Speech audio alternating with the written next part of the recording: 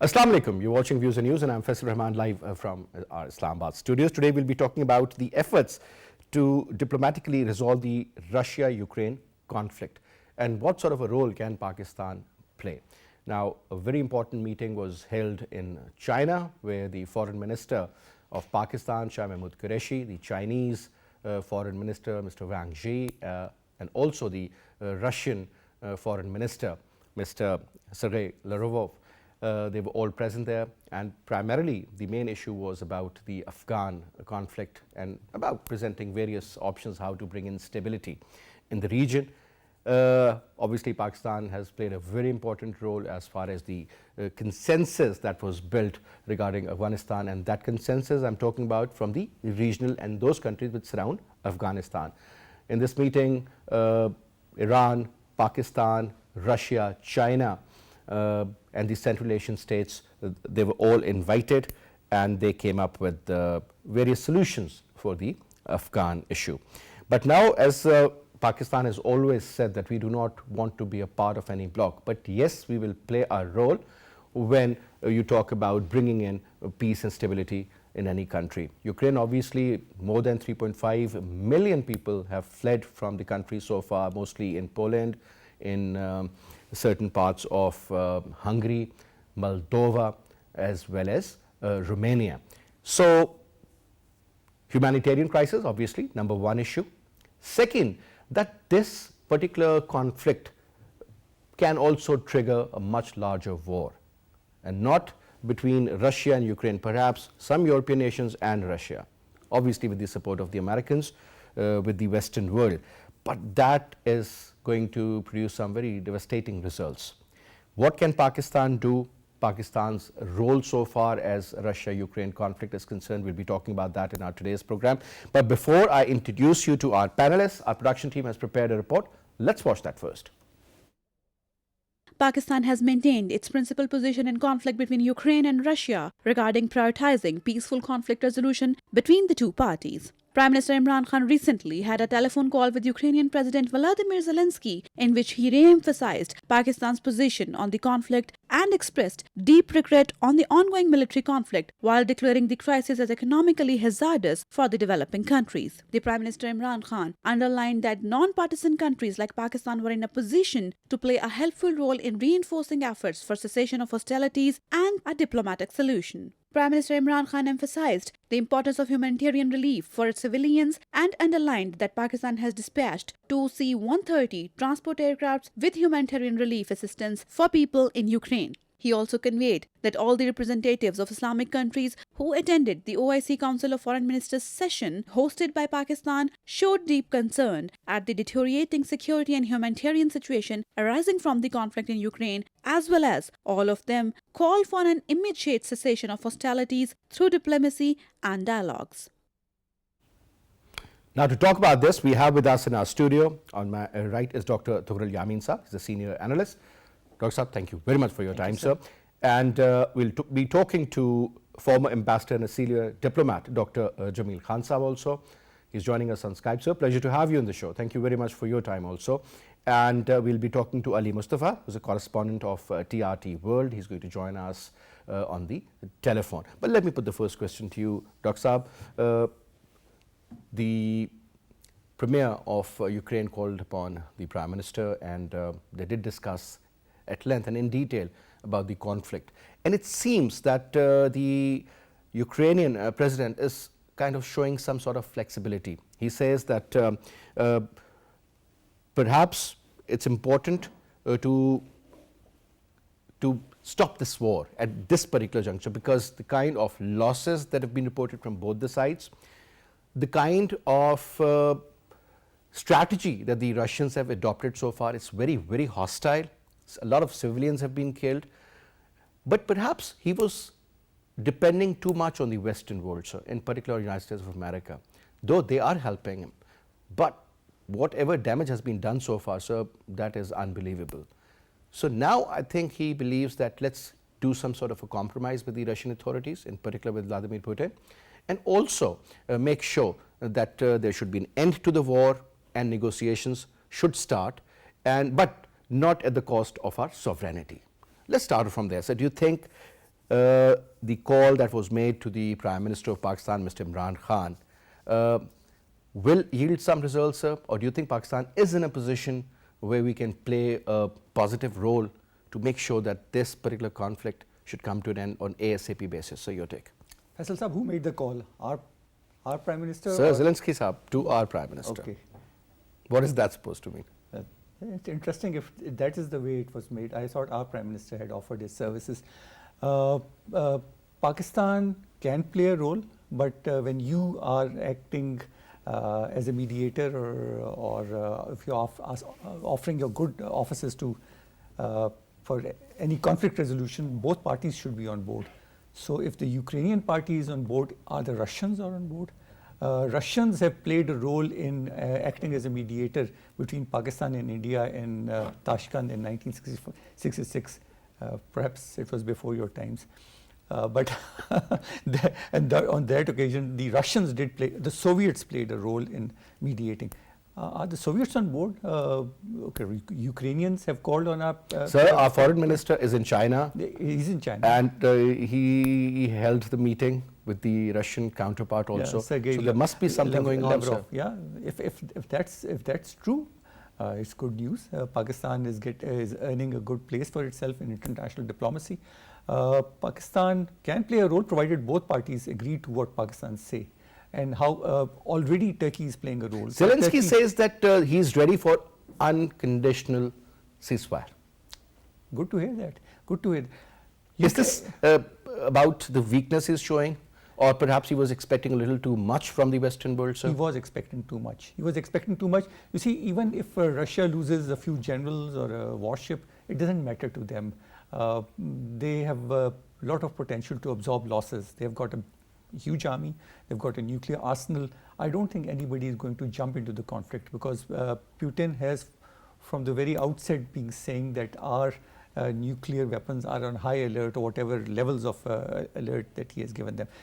Those levels of alert are not meant for the Ukrainians. So those levels are exactly the same level that was also seen in 1962 during the Cuban crisis. Yeah. Yes. What the Americans did. What I'm trying to say is that the nuclear weapons will not be used against Ukrainians because Ukrainians have dispossessed themselves of their nuclear weapons. On the advice of the Americans, they said, you give up your nuclear weapons, we'll provide you protection. Unfortunately, they are not in a state to provide the Ukrainians that kind of protection. And their plan to include Ukraine in NATO is also on hold. Russia has also reduced its levels of strategic objectives that it has in mind. This morning I was in a seminar where a Russian professor from McGill was there and he said we have 4 strategic objectives. Number 1, Crimea should be recognized as the part of Russia. And Donbass, the eastern regions, should be recognized as independent states. Russian language and culture should be recognized as part of Ukraine. And 4th thing that he said was that Ukraine on no account should become part of NATO. Its neutrality must be maintained. So I think a few weeks ago, Zelensky had already agreed. He said, okay, we are not going to be part of NATO. Yes, they want to be part of EU. So I think Russia is going to accept that, but not Ukraine becoming part of NATO. So I think very much these objectives will be agreed to even if they are not, if formal recognition is not granted, a de facto status is given to whatever is happening on ground. A ceasefire, does it mean that the sanctions that were imposed by the West on the Russians, they'll be withdrawn? I don't think so. But the Russians, I'm telling you what I heard from the Russian professor this morning, they're not going to withdraw unilaterally. They are going to take some time. What he said was that it may take some time. He did not quantify it, months, years, whatever. But when the situation stabilizes, we'll withdraw. So what I feel is that they are going to... Now, what is the parameter of that stabilization? I don't know. I don't know. Stability, maybe fighting ceases, things happen as per their wishes, maybe regime change. The Americans had brought about the agitation on Euromaidan. If you recall, they had made sure the color revolution inspired by the CIA were responsible for bringing about a regime change in Ukraine. Previously, they had A pro-Russian leader. pro-Russian leadership over there. So they will make sure that Ukraine becomes a vassal state or a state which does not show eyes to the mighty Russian empire. The second largest country in Europe, sir. It's the largest country in Europe, and Ukraine is slightly, the land mass is slightly less than Pakistan, and their population is far less than Pakistan. It is largely It's hardly 4 crore. maybe, and it's largely unpopulated. So yes, they have got technology. Pakistan has defense relationship with them, and that could be one reason why Zelensky called. Last year we had a deal with them in which we had said that our IL-78 air-to-air refueler, which is a Russian aircraft, Which we use. will be overhauled by the Ukrainians.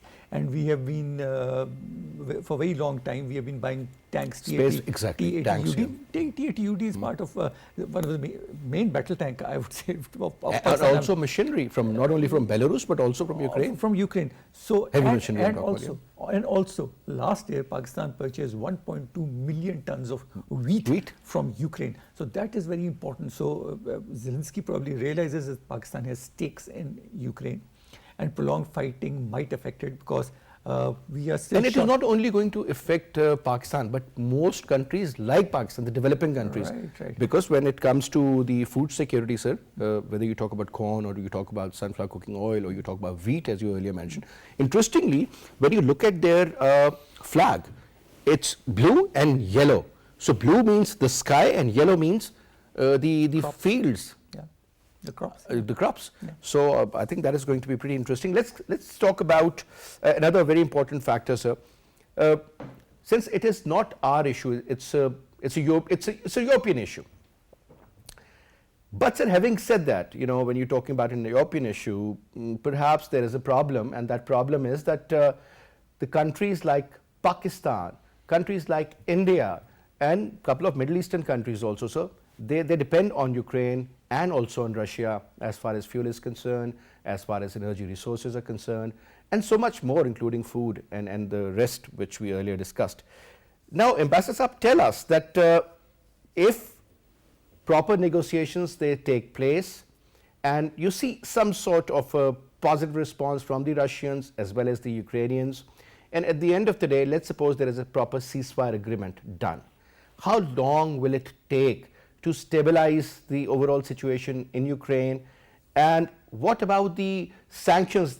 Because this question I'd already asked Tughral Saab, that when you talk about those sanctions, sir, they are pretty heavy sanctions that were imposed. What would be the future of those?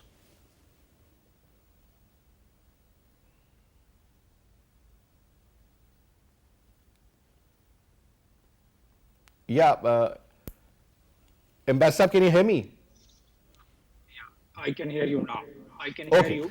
What I got from your points and the question which you raised, there was some disruption in it, but about the sanction and about the ceasefire, it all depends how quickly and how soon Russians are going to achieve their targets, achieve their goals. Russians were very clear right from the very beginning as to what their goals were. Russians, they have been referring the understanding which had taken place in 1992 after once the Soviet Union was dismembered. At that time, there was an understanding that the Eastern European countries would not be made the members of NATO. And gradually, NATO started creeping into the Eastern European countries, and finally, it was the turn of Ukraine. And that was the red line which Putin had very clearly stipulated right from the very beginning that Ukraine means that you are just on our doorsteps, you are weaponizing, you're fixing the missiles of the NATO. So Russians had started mobilizing response and have been, of course, doing their military maneuvering, assuring the world that they are not going to attack. But they had their plan, and they did attack, and they had from their perspective sufficient grounds to neutralize those intentions of Ukraine, where Ukraine was all set to join NATO and accept the deployment of NATO. So that was the main cause. And that cause, if Russians are able to achieve their goal, unless they are able to neutralize Kiev, they would not think that, in my understanding, that they would not think that they will achieve the complete. They were not expected. Russians were not expecting the kind of resistance which they have got from the Ukrainians. They thought that it would be much less resistance than it is now being faced by Russia. And there are reasons. There are reasons that Ukraine won. That, of course, the president of Ukraine, Mr. Zelensky, he motivated and inspired entire nation, Ukrainian nation, to put up a resistance. And they are putting up a very good resistance, I must say that. But prior to that, they had sufficient weapons. In fact, there were about dozens and dozens of planes which were flying to weaponize the entire society, and the weapons were being issued to the normal citizens of Ukraine in the advanced preparation of such an attack. So that's why there's so much of resistance, and at the same time, there is an equal amount of force which is being used, rather more. And because of which it's almost about 4 million people, they have been either displaced or they have been now refugees. And that has become our biggest concern of the entire Europe. So that's one aspect. So your answer to your question about the sanctions on Russia, the first question was that whether Russia would be able to agree to the ceasefire, or whether there would be a ceasefire in the near future. The answer is, unless they neutralize Kyiv, I don't think there would be a ceasefire in the near future.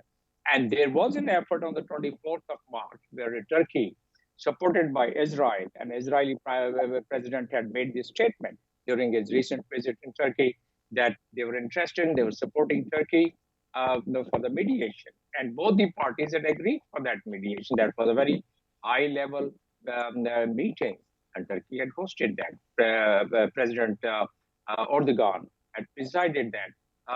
There were a lot of hopes, and both the sides had started issuing statements, particularly Ukraine, and they had agreed to show some progress in terms of putting up the resistance. Russians had announced that they will scale down their troops there, but nothing has happened so far. And very recently, even the governor of Chernihiv, it says that it's not been reduced at all. There's a bombardment going on, attacks going on, and therefore the efforts is now the war, the conflict has gone into the 31st day from the start. So can we see in the near future? Yes, we can see some ceasefire. We can see some mediation by Turkey. Can Pakistan do some mediation? Pakistan Prime Minister, right from the very beginning, from Pakistan side, they were of the view that yes, Turkey, the Russians and Ukrainians, they should try and show their patience so far as the conflict is concerned. And resolution, Prime Minister had very clearly said that the Ukraine military conflict would never solve the problem. And the only answer is that there should be a diplomatic negotiation. So we had that right from the beginning. But are we accepted as a mediator? Yes, we have a superb relation with Ukraine. We've been having all of our DEPO, which is our military and industry for the defense production. We've been having lots and lots of facilities and importing the components from Ukraine, as our other guest also mentioned, made via tank, made via Air Force equipment and other equipment, besides the wheat which has been mentioned. So Ukraine basically is a breadbasket of Europe. They Absolutely. have they have been providing food security in Ontario. So one, that the supply chain has been disrupted. Food prices would definitely go high. The fuel prices is so far not gone that high as it was predicted by Procter and Gamble price water, that it would go up to $150 per barrel. It's today about 111 something. But it's going in that direction. The fuel, the day there is a more disruption in the supply line, and there's more disruption, then we are going to have that also. Besides that, the people, the investors, and the business people, they've started going for the safe haven, and safe haven precious metal, and they've been taking out their cash and just dumping it into other commodities. So that has really started increasing more inflation and the devaluation of currency in many countries. So these factors are quite imminent. It's started happening. The actual impact and effect both of the conflict and the sanction would start happening few weeks, few months down the line. And we cannot rule out the impact of country. Rather, it's definitely going to be an impact on those countries who are reliant on the fuel, who are reliant on the imported energy. So Pakistan would have to be prepared for that kind of an eventuality. So far as mediation is concerned, the basic principles of mediation have we met those basic principles? Have we got the consent of Russians? Have we got the consent of course, Ukrainian have given the consent. I'm not sure that Russians have given us the consent that they were. And then before offering ourselves as a mediator, there are so many shuttle diplomacy. There are diplomatic efforts which is put in place before even offering to become a mediator. And there are voluntary series of diplomatic engagement. And then, if you allow me, sir, we've been just, I was just told that we've been joined in by Mr. Andrei Kortunov. He is the director for Russian International Affairs Council. He is joining us from Moscow. Hello, Mr. Andrei, and welcome to the show. Thank you. Mr. Andrei, we have learned that the Ukrainian President, Mr. Volodymyr Zelensky, called upon our Prime Minister, Mr. Imran Khan, and he has also asked him to play the role of a mediator or an arbitrator or perhaps somebody who can make sure that the war should come to an end. And he said, we are ready for unconditional ceasefire, number one. We'll definitely talk about what it means, and will it be possible for a country like Pakistan to create a situation where both these countries should come to a conclusion where at least the war should come to an end. Perhaps negotiations can go on for some time. So your take on that? Well, I think that under the current circumstances, any international mediation is welcome, or at least it should be welcomed by the sides, because apparently they need a third party which would be respected by both Kyiv and Moscow, which would have good relations with both capitals, and which could serve as an honest broker and mediator in the deal. There were a couple of attempts, but for instance, President of Turkey, Erdogan, tried to mediate, but Turkey is a member of NATO, and Erdogan was very clear that his sympathies are on the side of Ukraine in this conflict. There is an extensive military technical cooperation between Turkey and Ukraine, so probably Turkey is not necessarily the best candidate to play this role. There were some other attempts. For instance, Prime Minister of Israel was trying to mediate between Putin and Zelensky, and I think that there were some success stories in this mediation, but definitely a country like Pakistan might also try to get involved because Pakistan is impartial. It doesn't belong to this region. It can take a somewhat distant view on the situation. So, I hope that Pakistan can play a role. Pakistan can play a role. Now, sir, looking at the kind of statements that were issued from the Ukrainian president and the response that was also shown by Mr. Vladimir Putin, it seems that Mr. Vladimir Putin has a certain strategy in his mind. Do you think, is there any possibility that they need to revisit that policy or the strategy for that matter, or perhaps it could be done on immediate basis? Because looking at the current crisis, countries like Pakistan, they're really suffering. Look at the food prices, they are skyrocketing. The energy cost is unbelievable now. And the kind of prediction that the analysts have made for the future, that's also something to worry about. Like it might touch $150 to $170 a barrel if this particular conflict lingers on. How do you see that as? Well, I agree with you that this situation, if it continues, is likely to affect not only Ukraine and Russia, not only European neighbors of these two countries, but the larger international community.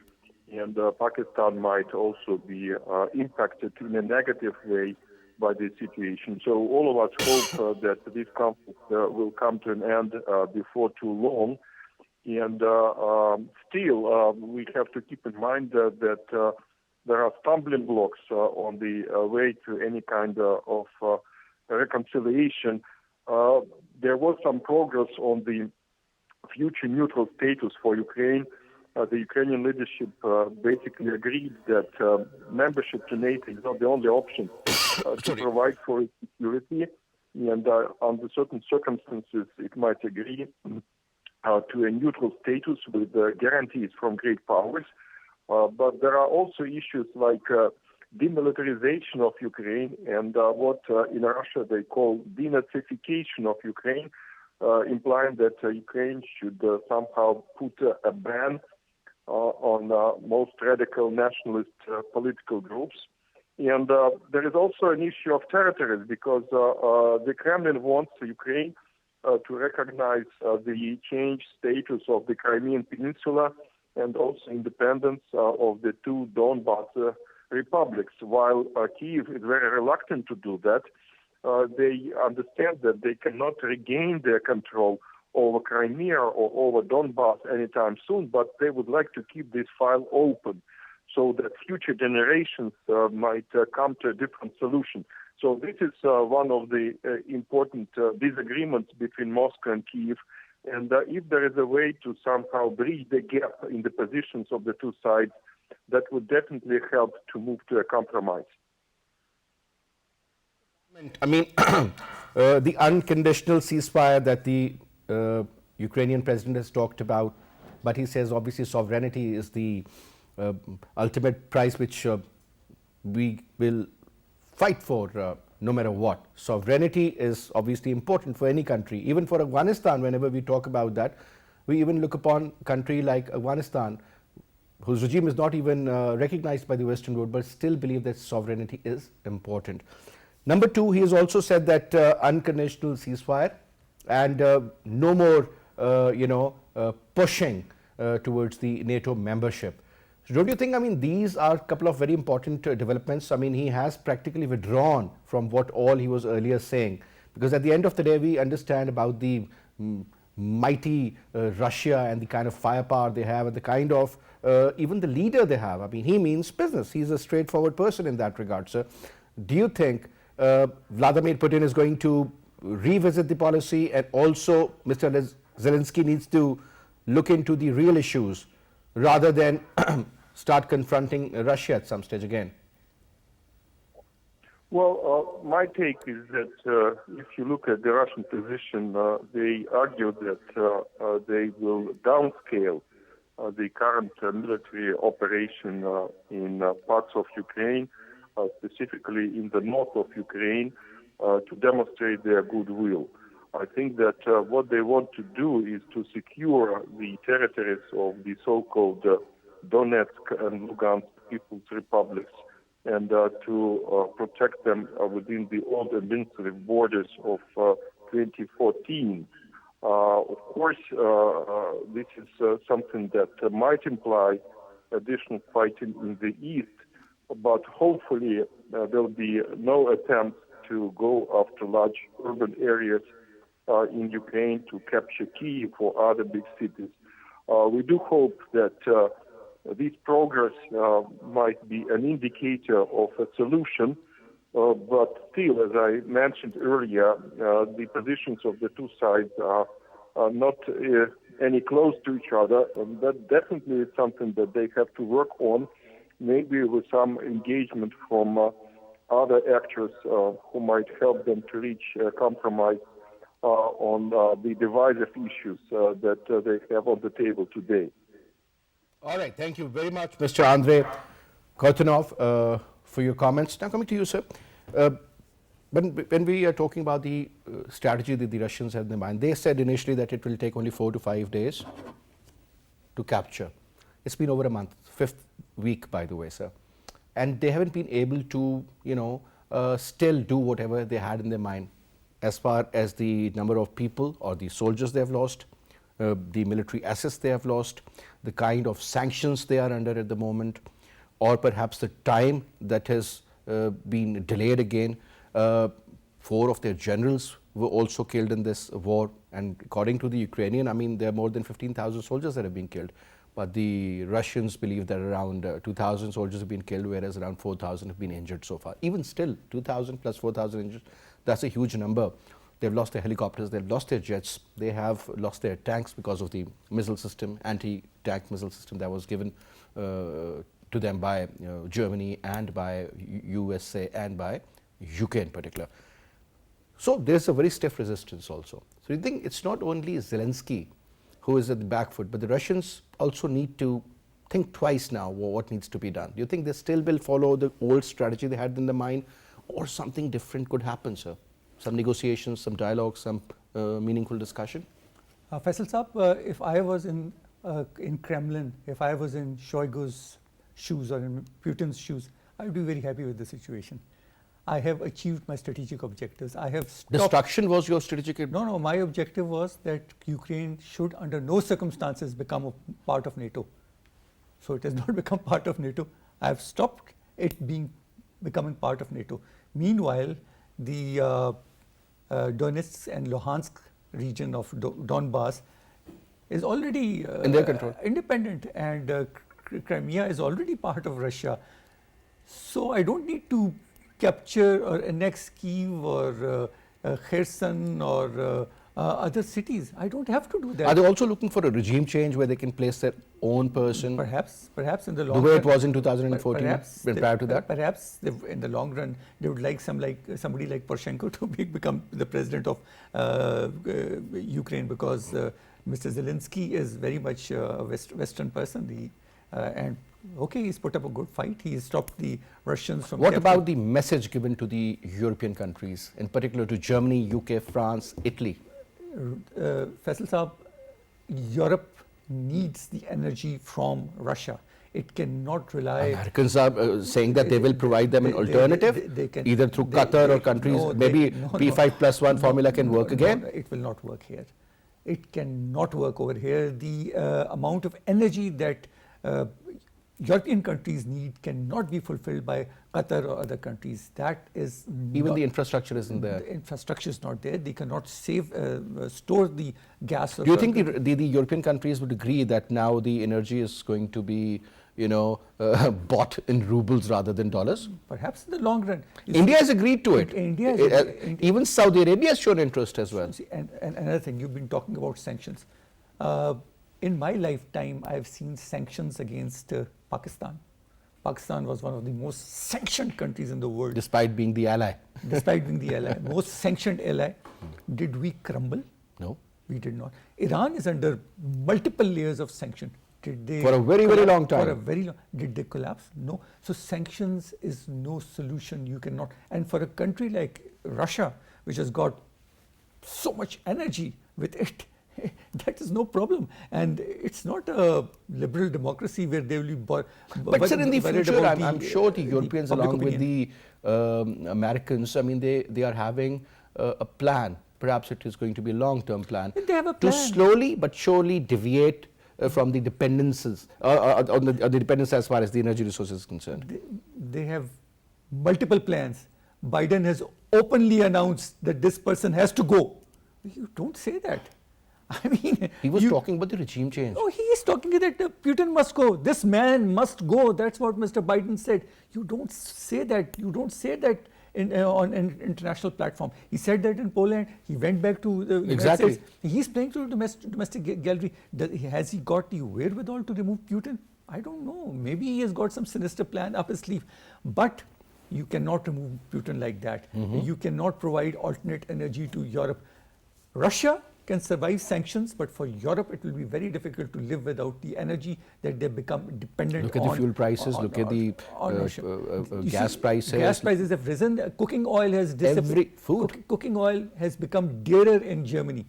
I can tell you on good authority. So it is not in anybody's interest. I think eventually Russia could not, as you said, in 5 days, they could not blitzkrieg Ukraine. So perhaps that was a strategic miscalculation. But in the larger context, if you see, at the tactical level it's different, at the strategic level it's different, at the operational level it's different. They've achieved their objective. They have stopped NATO, Ukraine from becoming part of NATO. Zelensky has already said that I'm not going to become part of NATO. He has accepted it. So he'll be left with a moth-eaten Ukraine. Because he is also under a lot of pressure. He's also under when a he lot sees his people are being killed, dying left, right and centre. Absolutely. So obviously, and also Pakistan wants Ukraine to survive because we have got good defense relationship with them. Even so, I'll also add the World Bank, they have issued a couple of statements, says Ukrainian crisis to cause lasting damage to economies of low and middle income countries. Unfortunately, Pakistan. Exactly, Pakistan. Then he says that high commodity prices, collapsing trade growth and rising interest rates to exacerbate fiscal pressure, and then soaring oil and wheat prices are severely impacting the economic growth in developing countries like Pakistan in particular.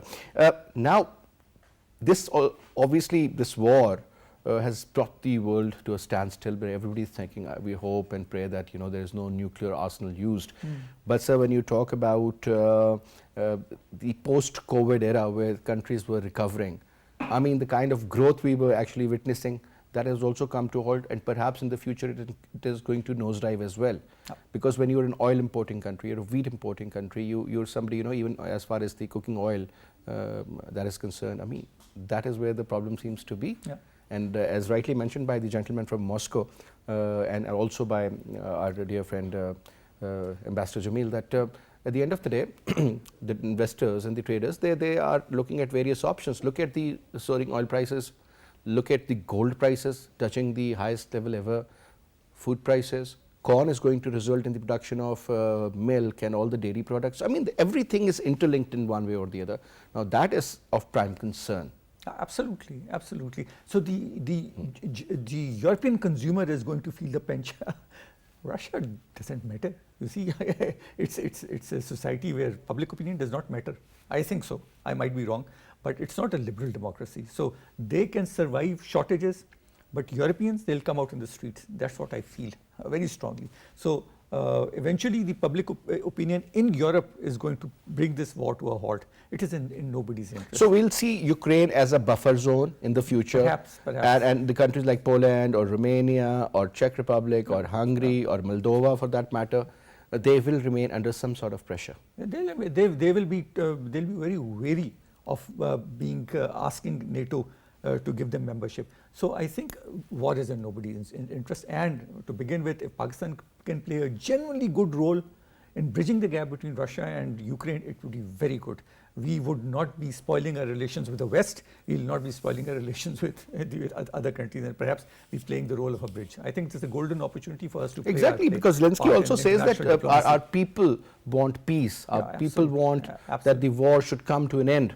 It's enough. Obviously, the people are suffering. Pakistan has done a very good job by sending humanitarian aid to the Ukrainian people to show solidarity. I think that makes a lot of sense. I mean, good foreign policy. Russia also has nothing to do with the people. I mean, he is just after the regime and the kind of decision making that the current regime has made so far. That too much dependence on the Western world, I think they've also learned a lesson. Perhaps. Because if you're a Russian neighbor and you want to be in a pro-American group or want to be a part of NATO, he has given you, Putin was right that this is the line, this is the red line you don't need to cross. This is my threshold. This is my threshold. Absolutely. And he also proved that. So last comment from you, Ambassador Saab, and that is about, obviously we did discuss about the Ukrainian issue.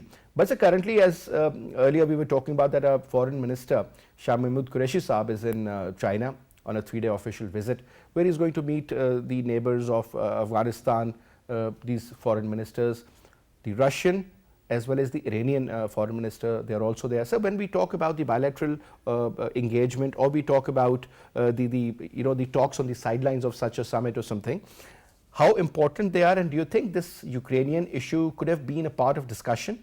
And if so, what could have been the major issues that were under the spotlight?